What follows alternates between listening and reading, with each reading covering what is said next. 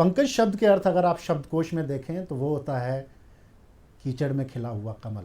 आज आपकी मुलाकात एक ऐसी शख्सियत से करा रहे हैं जो हरियाणा के गाँव के कीचड़ में, मिट्टी में एक कमल में सतत प्रयास में हैं एक कमल को खिलाने की। आइए आपको मिलाते हैं भगत फूल सिंह विश्वविद्यालय की कुलपति श्रीमती पंकज मित्तल से। नमस्कार। आप एक कुलपति के पद पे सुशोभित हैं, आप इस पद पे इतने समय से काम कर रही हैं। कैसा लगता है आपको एक कुलपति के पद पे होके? कितना सेटिस्फेक्शन लगता है आपको? क्या आपका लगता है क्या कर पाता है एक कुलपति एक समाज के लिए, एक विश्वविद्यालय के लिए?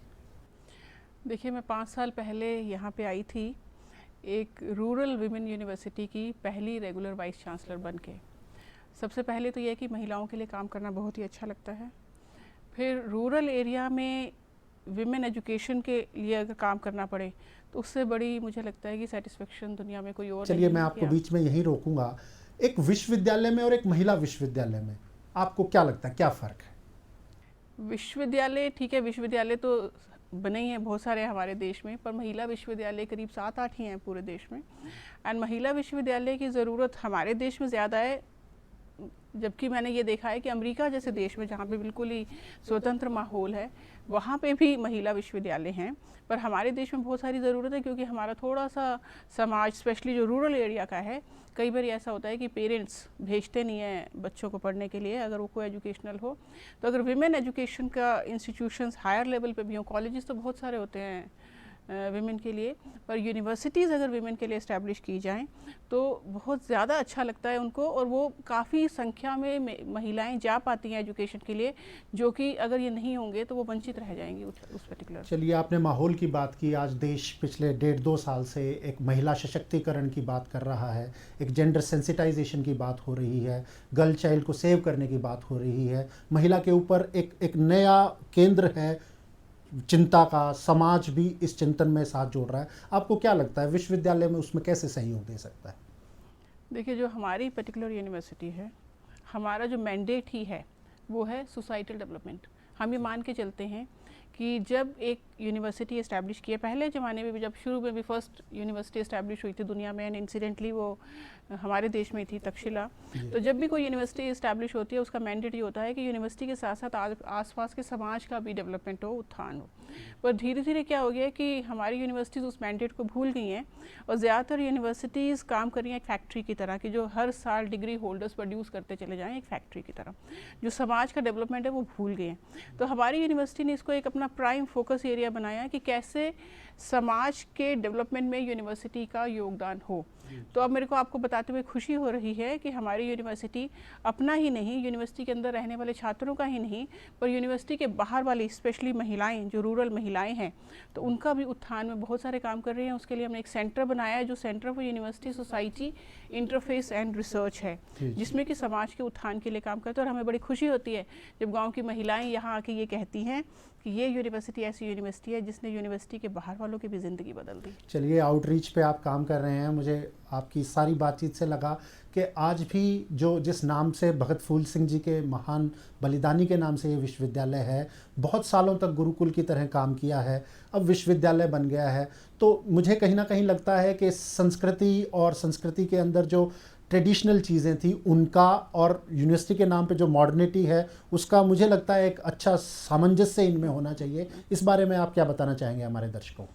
देखिए, हमारी university although as a university 2006 में बनी थी, पर एज ए गुरुकुल ये 1936 में इस्टेब्लिश किया था भगत फूल सिंह जी ने। भगत फूल सिंह जी ने 1936 में जब ये इस्टेब्लिश हुआ तो 1942 में उनकी मृत्यु हो गई थी। उनके बाद उनकी बेटी थी सुभाषिनी, उसने टेक ओवर किया और करीब 60 साल तक वो बिना रुके पूरे परिश्रम से इस यूनिवर्सिटी को बनाती चली गई। और आज हम विमेन एम्पावरमेंट पे इतने सेमिनार्स करते हैं, कॉन्फ्रेंसेस करते हैं, पर जो थी वो सिंबल ऑफ एम्पावरमेंट विमेन का, वो मुझे अभी तक कोई आसपास तो कोई दिखा नहीं कि किस तरह से उन्होंने अकेली, without any money power, without any political power, and a frail very simple looking lady in white, उन्होंने किस तरह से एम्पावर किया, अपनी वो एम्पावरमेंट के थ्रू इस गुरुकुल का निर्माण किया। और 2006 में जब ये यूनिवर्सिटी बनी तो इसमें काफ़ी सारे ऑलरेडी डिपार्टमेंट्स चल रहे थे, पर ऑफ कोर्स सिर्फ यूजी लेवल पर था। अब हमने इसको पीजी किया, पीएचडी किया, पर जो समावेश है इसका ट्रेडिशनल वैल्यूज़ का और मॉडर्न थिंकिंग का, मॉडर्न एजुकेशन का, वो इस यूनिवर्सिटी में बड़ी खूबसूरती से किया गया है। वैल्यू एजुकेशन बच्चों को पढ़ाया जा रहा है। अभी भी वो हवन कुंड है जहाँ पे वो भगत फूल सिंह जी हवन करते थे, सुभाषिनी जी करते थे। हमारी बच्चियाँ आज भी सुबह शाम हवन करती हैं, उनको सारे मंत्र याद हैं। जितनी भी वैल्यू एजुकेशन है बच्चों को वो दी जाती है।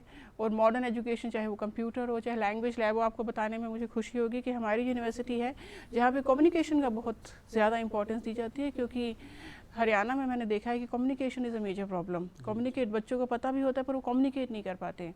तो इसलिए हमने एक स्पेशली, बाकी यूनिवर्सिटी में सबसे पहले साइंस लैब्स बनाते हैं, इंजीनियरिंग लैब बनाते हैं, पर एक हमारी ऐसी अनोखी यूनिवर्सिटी है सबसे पहले लैंग्वेज लैब बनाई, और लैंग्वेज लैब में जाना हर बच्चे के लिए कंपलसरी किया, जिससे कि कम्युनिकेशन की प्रॉब्लम ना रहे। तो इसीलिए हमने आधुनिकता का और ट्रेडिशनल दोनों का एक बहुत ही खूबसूरत ब्लेंडिंग की है इस यूनिवर्सिटी में। चलिए, बहुत अच्छा लगता है एक महिला वाइस चांसलर से बात करके, लेकिन एक वाइस चांसलर के साथ साथ आप एक महिला हैं, एक परिवार है, पति हैं, बच्चे हैं, एक तरफ उनके साथ जीवन है, एक तरफ ये आपका व्यवसायिक जीवन है, दोनों के साथ कैसे सामंजस्य बैठा पाती हैं आप? सामंजस्य तो हर काम करने वाली महिला को बिठाना ही होता है, और उसको अगर हम अच्छी तरह से बिठाएं तो मुझे लगता है कि कहीं पे भी कोई कमी नहीं रहती है।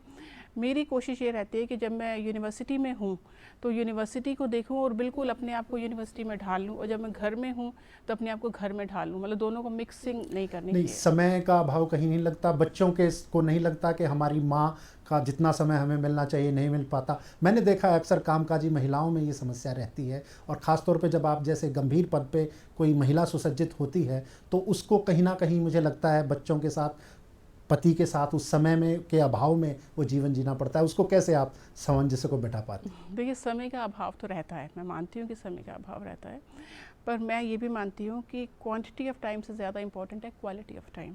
तो अगर हम जितना भी समय हमारे पास है उसको अगर क्वालिटी टाइम की तरह बिताएं तो थोड़े समय में भी आप इस तरह का बैलेंस बिठा सकते हैं कि कहीं भी कोई सफ़र ना करे, ना घर पे ना प्रोफेशन में।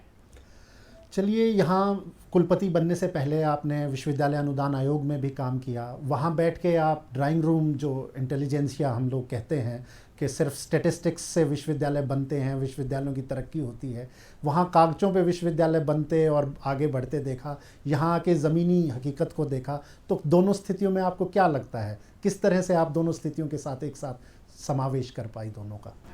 देखिए, जब मैं यूजीसी में थी, करीब 20 साल यूजीसी में रही, तो वहाँ पे हम हायर एजुकेशन के इंस्टीट्यूशन, चाहे वो यूनिवर्सिटीज़ और कॉलेजेस, उनके लिए पॉलिसी फार्मूलेशन करते थे, बहुत सारी स्कीम्स बनाते थे जो कि यूनिवर्सिटीज़ और कॉलेजेस में चलाई जाती हैं।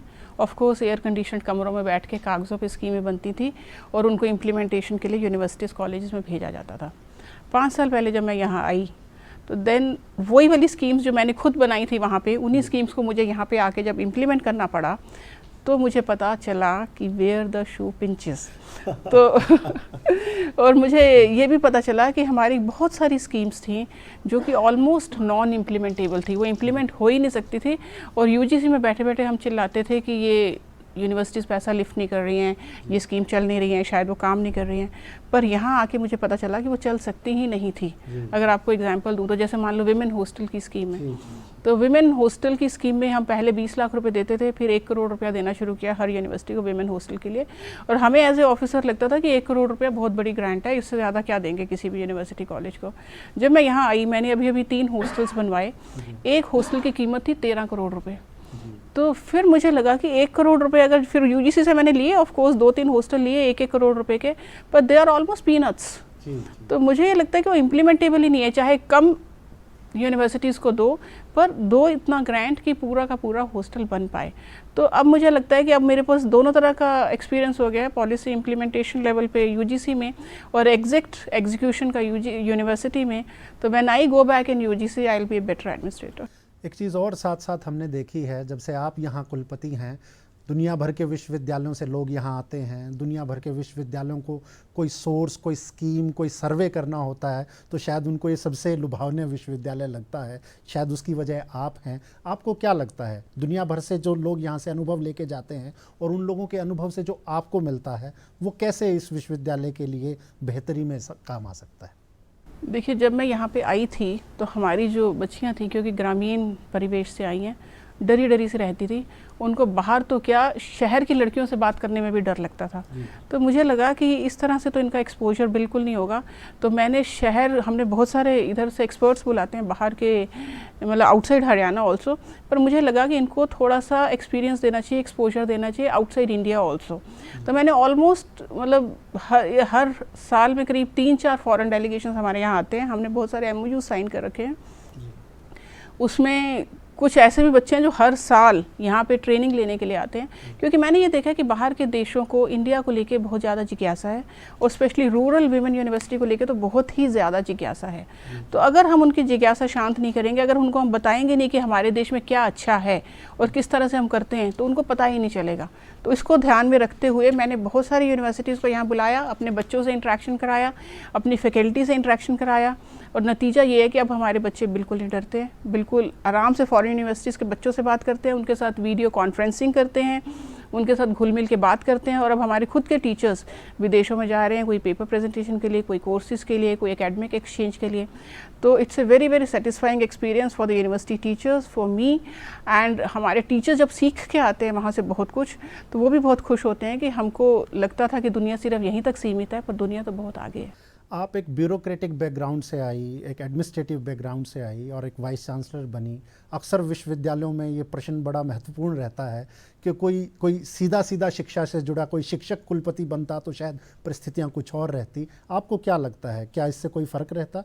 फ़र्क इसलिए नहीं रहता क्योंकि ऑल्दो मेरा एडमिनिस्ट्रेटिव बैकग्राउंड था, पर it was all educational administration. पूरे 20 साल मैं यूनिवर्सिटीज़ और कॉलेजेस से ही जुड़ी रही। वहाँ के ही टीचर्स हमारे पास आते रहते थे, उन्हीं के लिए हम स्कीम्स बनाते थे, वहाँ के वाइस चांसलर्स मिलते रहते थे। तो हमारा टच एकेडमिक्स से हमेशा ही रहा। तो मुझे लगता है वो उसने ज़्यादातर हमें फ़ायदा दिया, क्योंकि हमारी यूनिवर्सिटी में बहुत सारी स्कीम्स ऐसी थी जो बहुत सारी यूनिवर्सिटी नहीं लिफ्ट कर पाती है, क्योंकि उनको जानकारी नहीं होती है। जैसे हमारी यूनिवर्सिटी में एकेडमिक स्टाफ कॉलेज मात्र 3 साल की उम्र में आ गया, जो कि 20-20 साल तक यूनिवर्सिटीज़ को एकेडमिक स्टाफ कॉलेज नहीं मिलता। एक एरिया स्टडी सेंटर है, बहुत ही प्रेस्टिजियस स्कीम है UGC की, centre for Indian and Asian studies. आज तक हरियाणा की बहुत सारी यूनिवर्सिटीज़ है, बहुत बड़ी बड़ी यूनिवर्सिटीज़ हैं, पर किसी भी यूनिवर्सिटी में एरिया स्टडी सेंटर नहीं है। एकमात्र हमारी यूनिवर्सिटी पूरे हरियाणा में। मेरे मुंह से ये प्रश्न छीन लिया। मैं पूछना चाह रहा था कि खासतौर पे इंडिक स्टडीज़ को लेके, संस्कृति को लेके, और कैसे संस्कृति से भाषा, खासतौर पे हिंदी और दूसरी पाली संस्कृत जैसी भाषाएं, किस तरह से उनका उद्भव हुआ, कैसे वो आगे बढ़ी, इसके ऊपर आज बहुत विश्वविद्यालय नहीं हैं जो रिसर्च कर रहे हैं। कैसे आपको ये ध्यान आया, किस सोच से आपने इसको शुरू किया? हमने आपको बताया था कि हमारी यूनिवर्सिटी मॉडर्न यूनिवर्सिटी है, पर संस्कृति से जुड़ी हुई है। तो जो मैं आपको बता रही थी, समावेश है दोनों का, उसका एक उदाहरण ये भी है कि हमने ये सोचा कि संस्कृति से रिलेटेड वर्क, जो कि Indic studies, specially Indic studies पे बहुत ही कम रिसर्च हो रही है। इंडिक से मेरा मतलब है anything which is of Indian origin. तो वो आसपास के बहुत सारे देशों में इंडियन ओरिजिन की बहुत सारी हमारी संस्कृति बिखरी पड़ी है, पर उसके ऊपर बहुत कम रिसर्च हो रही है। तो हमने सोचा कि हमारी यूनिवर्सिटी में ऐसा सेंटर खोलना चाहिए, और इसी में हम एक वो खोल रहे हैं, मतलब आपको खुशी होगी जान के कि एक वेबसाइट बना रहे हैं, उसका नाम है स्थानेश्वरनिधि.ac.in। उस वेबसाइट पे इंडिया से रिलेटेड सारा मटेरियल, चाहे वो जियोग्राफी हो, हिस्ट्री हो, हमारे पुराने ग्रंथ हो, चाहे मुंशी प्रेमचंद के नॉवेल्स हों, चाहे हमारी महिलाएं हों, जो सशक्त महिलाएं रही हैं इंडिया में, सारा कुछ एक वेबसाइट पे, क्योंकि एक ऐसी वेबसाइट कहीं पे नहीं है जहाँ पे सब कुछ इंडिया के बारे में एक जगह पे मिल जाए। ये एक पार्टिसिपेटरी वेबसाइट है जिसमें आप भी कंट्रीब्यूट कर सकते हैं, पूरी दुनिया कंट्रीब्यूट कर सकती है, एक भारतवासी कंट्रीब्यूट कर सकता है। और अगर ये वेबसाइट अच्छी तरह से चल गई तो मुझे लगता है कि आने वाले 10 सालों में ये एक ऑनलाइन एनसाइक्लोपीडिया ऑफ इंडिया के रूप में काम करेगी। जी, मैं जानना चाहूँगा, बड़ा अच्छा लगता है इस तरह की बातें सुन के।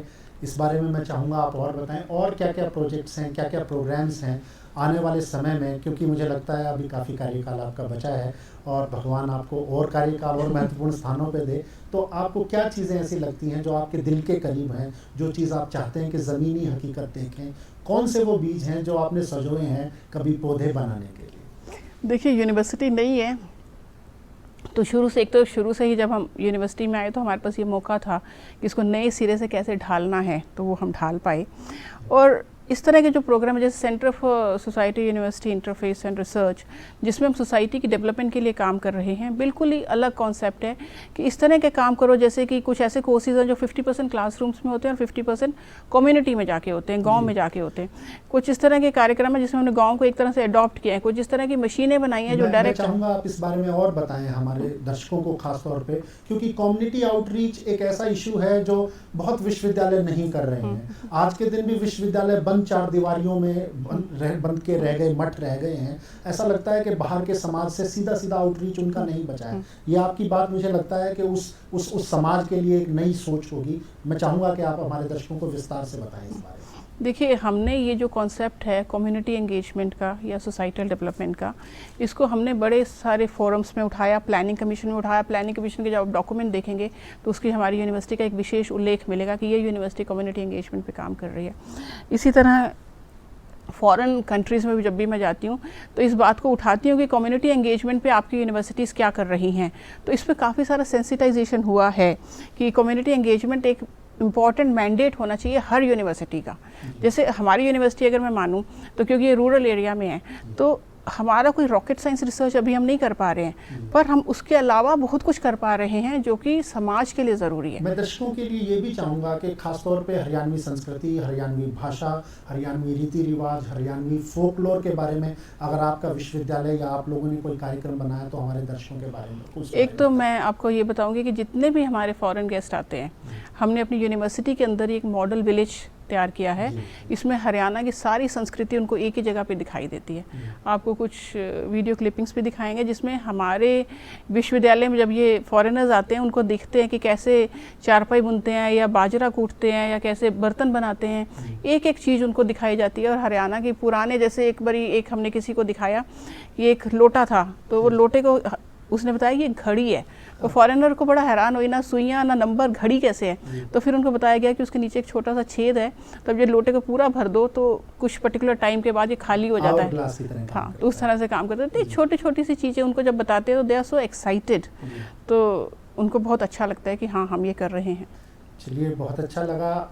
एक फुलब्राइट स्कॉलर से एक ज़मीन पे काम करते वाइस चांसलर के इस सफ़र में कौन से सबसे बड़े चैलेंजेस थे आपके सामने?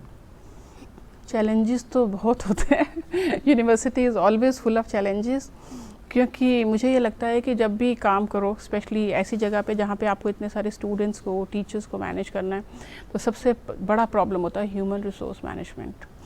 एंड आपको, मुझे नहीं मालूम पता है कि नहीं, पर हर विदेश में अगर आप कोई भी विश्वविद्यालय देखें तो हर विश्वविद्यालय में एक डिपार्टमेंट होता है ह्यूमन रिसोर्स मैनेजमेंट। इंडिया के किसी विश्वविद्यालय में ह्यूमन रिसोर्स मैनेजमेंट का डिपार्टमेंट नहीं है, जो कि एक सर्विस डिपार्टमेंट होना चाहिए। We should manage the human resource. हम क्या करते हैं, अपने फाइनेंसिस को मैनेज करते हैं, एडमिनिस्ट्रेशन को मैनेज करते हैं, हर एक मंडेन चीज़ को मैनेज करते हैं, वो जो सबसे क्रिटिकल कंपोनेंट है किसी भी एजुकेशनल इंस्टीट्यूशन के लिए, ह्यूमन रिसोर्स, उसको नहीं मैनेज करते हैं। तो वही सबसे बड़ी प्रॉब्लम आती है कि ह्यूमन रिसोर्स को कैसे मैनेज करें। और वही मैं ये खुद चाहती हूँ कि हमारी यूनिवर्सिटी पहली यूनिवर्सिटी बने जो एक department of human resource management बनाए, जो कि एक सर्विस डिपार्टमेंट हो from the date of joining till the respectful exit of the teacher और एनी एम्प्लॉय। वो उसका पूरे साथ साथ चले और उसका डेवलपमेंट करे। चलिए, एक विषय जो अक्सर आजकल चर्चा में है वो ये है कि कहीं विश्वविद्यालय अनुदान आयोग दिशाहीन तो नहीं हो गया। सरकारी चर्चाओं में भी बार बार बात आती है उसको छोड़ दिया जाए, नया कोई फॉर्म बनाया जाए। पिछले कुछ सालों में अध्यापकों की भी मांग रही है कि उनको नहीं पता कि वो किस दिशा में जा रहे हैं। नए नए कार्यक्रम आते हैं फिर हट जाते हैं। तो क्या कहना चाहेंगे आप, क्या वो दिशाहीन हो रहा है या उसकी दिशा के बारे में आज लोगों को मालूम नहीं है? नहीं, विश्वविद्यालय अनुदान आयोग दिशाहीन नहीं हो रहा है। बीच में थोड़ा सा कन्फ्यूजन इसलिए था क्योंकि गवर्नमेंट का एक स्कीम आया था, National Commission for Higher Education, पर जहाँ तक मेरे इन्फॉर्मेशन है अब वो शायद ड्रॉप हो गया है, अभी वो नहीं बन रहा है। आने वाले समय में शायद बने, पर फिलहाल उसके बनने की संभावना कम है। तो यूजीसी अपना काम उसी तरीके से कर रहा है जैसे पहले कर रहा था। पर पॉइंट ये आता है कि सिस्टम इतना बड़ा होता जा रहा है, उसी अनुपात से यूजीसी का साइज़ नहीं बड़ा हो रहा है, उस तरह से यूजीसी की शक्तियाँ नहीं बढ़ रही हैं, उसकी वजह से थोड़ी बहुत प्रॉब्लम्स आती हैं। एक महिला विश्वविद्यालय की कुलपति से बात करते हुए जायज़ है एक समाज का सवाल पूछना।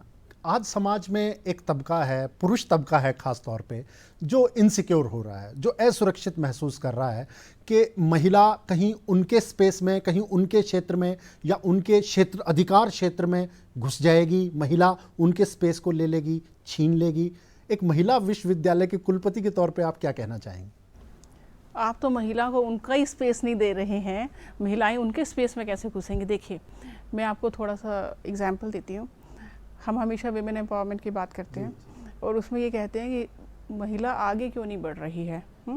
उसमें हम ये कहते हैं कि महिला का एटीट्यूड इज़ अ प्रॉब्लम। उसको लगता ही नहीं कि मैं उतनी ज़्यादा आगे जा सकती हूँ जितनी ज़्यादा आगे पुरुष जा पाता है। फिर कहते हैं कि ग्लास सीलिंग वाला इशू है कि there is a invisible glass ceiling, उससे ऊपर महिला सोचती है मैं जा ही नहीं सकती। नहीं, इस देश में तो विपक्ष की नेता भी महिला हैं, इस देश में सत्ता पक्ष का यूपीए की नेता भी एक महिला हैं, इस देश की ने एक महिला प्रधानमंत्री को इतने समय तक देखा है और एक ताकतवर महिला प्रधानमंत्री को एक समय तक देखा है। ऐसी स्थिति में अब क्या नई स्थिति आ गई कि महिला को और अधिकार चाहिए? आप ये सिर्फ 3-4 एग्जाम्पल्स देख के ये नहीं बता सकते कि महिलाएं बहुत ज़्यादा आगे बढ़ रही हैं। इसी तरह की एक स्टैटिस्टिक्स मैं आपको देती हूँ। हमारे देश को आज़ाद हुए हुए आज 65 साल हो गए। आज तक चीफ जस्टिस ऑफ इंडिया कोई वुमेन हुई है? आज तक सुप्रीम कोर्ट में मुश्किल से 4 या 5 महिला जजेस हुई हैं। आज तक पार्लियामेंट में महिलाओं की संख्या 10% से ज़्यादा कभी नहीं हुई। स्टेट असेंबलीज़ में कभी नहीं हुई इससे ज़्यादा। IAS IPS मुश्किल से 3 या 4% महिलाएं हैं। एजुकेशन के फील्ड में देखिए, महिलाएं 50% पॉपुलेशन विमेन स्टूडेंट्स की है, 30% विमेन टीचर्स की है। पर अगर आप प्रिंसिपल्स और वाइस चांसलर्स देखें तो कहाँ जाती है परसेंटेज? 2%। 2% ऐसा कैसे हो जाता है कि ये जो टीचर्स बनने के लायक हैं वो प्रिंसिपल नहीं बन पाती, वाइस चांसलर नहीं बन पाती, उनमें क्या शक्ति नहीं है? सिर्फ ग्लास सीलिंग की प्रॉब्लम है, लोगों का एटीट्यूड टुवर्ड्स द समाज, ये प्रॉब्लम है। आप सिर्फ 3-4 नाम गिना के आप ये कहते हैं कि महिलाएं उनका अधिकार क्षेत्र छीन रही हैं, महिलाएं बहुत ज़्यादा आगे बढ़ गई। नहीं, ऐसा बिल्कुल नहीं है। रादर ऐसा है कि महिलाओं को जो जगह चाहिए वो उनको नहीं मिल रही है। नहीं, मेरी चिंता इसमें यह है कि एक समाज एक पुरुष और महिला दोनों से मिलकर बनता है। इस राजनीति से, इस जेंडर पॉलिटिक्स से कहीं ऐसा तो नहीं कि हम समाज का ताना बाना तोड़ रहे हो? नहीं, बिल्कुल भी नहीं, क्योंकि अभी तो महिलाएं बहुत पीछे हैं। उनको तो पहले बराबरी का हक दीजिए, बराबर आने के बाद आगे बढ़ने की बात होगी। आज की डेट पे आपने देखा होगा कोई भी एग्जाम्स होते हैं, टॉपर्स ऑफ फीमेल्स, चाहे वो 12th क्लास के हों, चाहे IAS के हों, चाहे किसी भी कॉम्पिटिटिव एग्जामिनेशन के हो, टॉपर्स फीमेल्स हैं क्योंकि उनमें क्षमता है। पर वही फीमेल जब आगे बेस्ट बनने की कोशिश करती है, ऊपर जाने की कोशिश करती है, तो उनके पर कतर दिए जाते हैं। ऐसा लगता है कि शायद उनमें क्षमता ही नहीं है वहाँ तक पहुँचने की। इसी की वजह से ही जो ये मैं आपको अभी स्टैटिस्टिक्स बता रही थी, कितनी कम परसेंटेज है जो टॉप पे विमेन है। ये 3-4 लोग आप गिना के ये नहीं कह सकते कि महिलाएं पुरुषों के स्थान छीन रही हैं। महिलाओं का स्थान तो बहुत ज़्यादा आगे है, शायद अभी उनको उस स्थान तक पहुंचने की ज़रूरत है। हरियाणा में बैठ के जेंडर सेंसिटाइजेशन की बात करना बड़ा दुखद सत्य है कि हम सबसे लिंग अनुपात में हम सबसे पिछड़े राज्य हैं। एक विश्वविद्यालय की कुलपति होने के तौर पे आपको क्या लगता है कि क्या विश्वविद्यालय ऐसी सेंसिटाइजेशन बढ़ा सकता है कि ये प्रदेश इस लांछन से निकल सके? बिल्कुल बढ़ा सकता है। हम बहुत सारे प्रोग्राम्स करते हैं जेंडर सेंसिटाइजेशन पे, बहुत सारे प्रोग्राम्स इस पे भी करते हैं कि लिंग अनुपात जो हरियाणा में एक इशू है उसके बारे में सेंसिटाइज करें। और हमारे यहाँ पे 7000 लड़कियाँ हैं। 7000 लड़कियाँ जब अपने परिवारों में जाके ये बात करती हैं तो 7000 परिवारों में ये बात जाती है। वो भी अगर 2-2, 4-4 में बात करें तो करीब 28,000 परिवारों में ये बात हर महीने जाती है। तो इस तरह से धीरे धीरे मुझे लगता है कि फ़र्क पड़ेगा। और इस तरह की जागरूकता जब महिलाओं में आएगी, हम खुद बच्चियों से शपथ लेते हैं कि जब आप बड़ी होंगी तो आप इस तरह के कुकृत्य में नहीं शामिल होंगी। तो मुझे लगता है कि धीरे धीरे फ़र्क पड़ेगा। और हरियाणा तो एजुकेशन में वैसे भी काफ़ी आगे है। अगर आप ग्रॉस एनरोलमेंट रेशो भी देखें तो हरियाणा की देश की ग्रॉस एनरोलमेंट रेशो से बेहतर है। और पीछे वाले समय में देखें तो लिटरेसी रेट भी हरियाणा का बेहतर है और ज़्यादा तेज़ी से आगे बढ़ा है than rest of the country. चलिए, हरियाणा की बात आपने की, हरियाणा की एजुकेशनल डेवलपमेंट की बात की, तो इंफ्रास्ट्रक्चर के तौर पे देखें तो बहुत सारे विश्वविद्यालय बन गए हैं, बहुत खूबसूरत इमारतें बन गई हैं, लेकिन समाज लगातार एक चीज़ से बड़ा चिंतित है, वो है क्वालिटी एजुकेशन। आज एक आम आदमी की सोच ये है शिक्षा के बारे में कि डिग्रीज तो मिल रही हैं, विद्यार्थी शिक्षा की डिग्रियां तो पा रहे हैं, लेकिन सचमुच शिक्षित जैसे व्यवहार को नहीं दिखा पा रहे हैं। आपको क्या लगता है कि यूनिवर्सिटी में क्वालिटी एजुकेशन को लेकर क्या किया जा सकता है जिससे वो बरकरार रह सके? देखिए, quality of education is a major issue, सिर्फ हरियाणा के लिए नहीं, पूरे देश के लिए। पूरे देश पे इस बारे में शिक्षाविदों को बहुत ज़्यादा चिंता है कि हमारी क्वालिटी ऑफ एजुकेशन क्यों कम हो रहा है। और इससे भी ज़्यादा चिंता ये है कि जो डिस्पैरिटी है, एक तो बहुत ज़्यादा अच्छे इंस्टीट्यूशन और एक बहुत बुरे इंस्टीट्यूशन है, तो डिस्पैरिटी ऑफ एजुकेशन बहुत ज़्यादा फ़र्क है। तो उसके लिए सरकार ने भी और नेशनल लेवल पे बहुत सारी स्कीम्स है, स्पेशली तो जैसे कि देखा जाए तो आईटी का जो यूज़ है, आईटी के यूज़ से वो कहते हैं कि बहुत सारा हम टेक्नोलॉजिकल जो इम्बैलेंस है उसको ठीक कर सकते हैं। जैसे कंप्यूटर नहीं पहचानता कि वो गरीब को देख रहा है या अमीर को, या पिछड़े इलाके में या अच्छे इलाके में, तो कंप्यूटर के थ्रू जो एजुकेशन है, ई कंटेंट डेवलपमेंट है, जिसमें आईआईटी के प्रोफेसर्स के लेक्चर्स हम खुद अपने बच्चों को यहाँ पे दिखाते हैं, ई पाठशाला। तो इस तरह के बहुत सारे टेक्नोलॉजी है जो हेल्प कर सकते हैं। पर सबसे ज़्यादा इंपॉर्टेंट जो एस्पेक्ट है क्वालिटी ऑफ एजुकेशन में, that is recruitment of quality teachers. तो जब तक क्वालिटी टीचर्स रिक्रूट नहीं होंगे तब तक क्वालिटी ऑफ एजुकेशन इंप्रूव नहीं हो सकता। अभी आपने डिस्पैरिटी की बात की, आप बहुत नज़दीक हैं राजीव गांधी एजुकेशन सिटी के। ऐसा माना जा रहा है कि दुनिया भर के महत्वपूर्ण विश्वविद्यालय, नामी विश्वविद्यालय और भारत के भी नामी इंस्टीट्यूशन, चाहे आईआईटी हो या इवन आईआईएम का जिक्र है कि वो यहाँ अपने इंस्टीट्यूट्स एस्टेब्लिश करेंगे, तो उनकी इतनी प्रॉक्सिमिटी में होकर आपको डिस्पैरिटी के लिए शायद ज़्यादा चिंता करनी होगी। क्या कार्यक्रम है विश्वविद्यालय के उस डिस्पैरिटी? देखिए, मैं ये कहती हूँ जो राजीव गांधी एजुकेशन सिटी में आ रहे हैं उसमें ज़्यादातर प्राइवेट इंस्टीट्यूशंस हैं, कुछ गवर्नमेंट के भी हैं। प्राइवेट इंस्टीट्यूशंस अब पहले जो हुआ करते थे बिरला टाटा के इंस्टीट्यूशंस, उसमें तो फिलैंथ्रोपी एक मोटिव होता था और क्वालिटी एजुकेशन भी दी जाती थी। अभी भी अच्छे क्वालिटी प्राइवेट इंस्टीट्यूशंस हैं, पर कुछ ऐसे भी हैं जो कि प्रॉफिट मोटिव्स के लिए आगे आ रहे हैं। तो हमें उनको डिस्करेज करना पड़ेगा जो कि टोटली कमर्शियल मोटिव के साथ आ रहे हैं, और क्वालिटी एजुकेशन देने वाले प्राइवेट इंस्टीट्यूशंस को, उनका और गवर्नमेंट इंस्टीट्यूशंस का, दोनों का एक कॉम्बिनेशन ही है जो कि हमारे देश को आगे ले जाएगा। हरियाणा की महिलाओं को, बालिकाओं को और देखने वाले हमारे सभी दर्शकों को आप क्या संदेश देना चाहेंगी इस विश्वविद्यालय की ओर से, एक महिला की ओर से और एक महिला कुलपति की ओर से? देखिए, जितनी भी यहाँ पे महिलाएं इस प्रोग्राम को देख रही होंगी, उनको मैं सबसे पहले तो ये संदेश दूंगी कि महिला सशक्त है, उसको आगे बढ़ने की उसके पास पूरी शक्ति है, वो आगे बढ़ सकती है। तो उसको सबसे पहले तो अपना एटीट्यूड अपनी तरफ ठीक करना पड़ेगा कि मैं किसी से कम नहीं हूँ और मैं कर सकती हूँ। जिस दिन उसने ये सोच लिया कि मैं कर सकती हूँ, वो कर लेगी। जब तक ये सोचती रहेगी कि शायद मैं नहीं कर पाऊँगी, तो वो कभी भी नहीं कर पाएगी। तो आपको ये सोचना है कि मैं कर सकती हूँ और आप कर सकेंगी। तो ये मेरा संदेश है कि महिला में पूरा पोटेंशियल है कुछ भी करने का, पर उसको अपना एटीट्यूड इस तरह से करना है, अपना व्यवहार इस तरह से करना है, अपना इस तरह से आगे एक्ट करना है कि yes she can do and she will do. बहुत बहुत धन्यवाद आपका। एक सशक्त महिला के साथ मिलके हमें और हमारे दर्शकों को दोनों को बहुत आनंद आया। फिर किसी शख्सियत से आपकी मुलाकात कराएंगे।